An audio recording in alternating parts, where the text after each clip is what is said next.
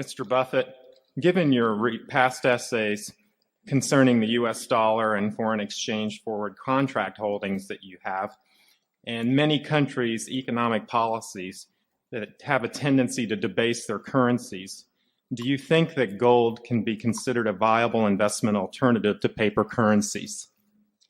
Yeah, we're not enthused about gold. People historically have felt that was the first refuge from a currency that was going to be decline in value.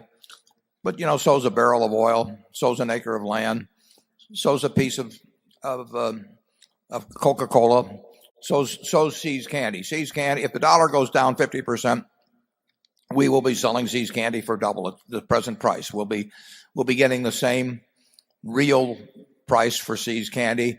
People will work the same number of minutes or hours per week in order to buy a pound or a 2-pound box of the candy. So we would much prefer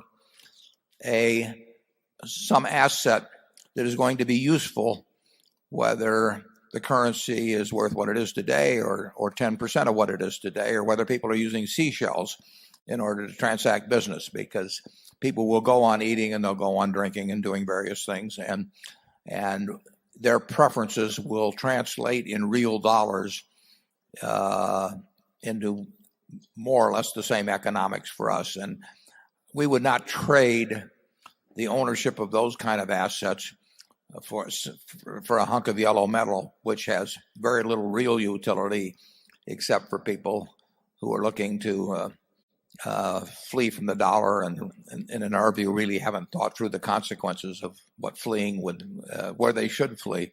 Charlie? Yeah, if you have the opportunities of Berkshire Hathaway, averaged out, gold is a dumb investment.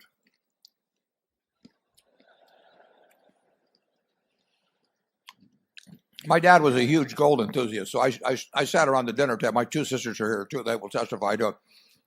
We sat around listening to the virtues of gold, and that was in, we'll say, 1940. And gold at that time was $35 an ounce, and we would have had some storage and insurance costs.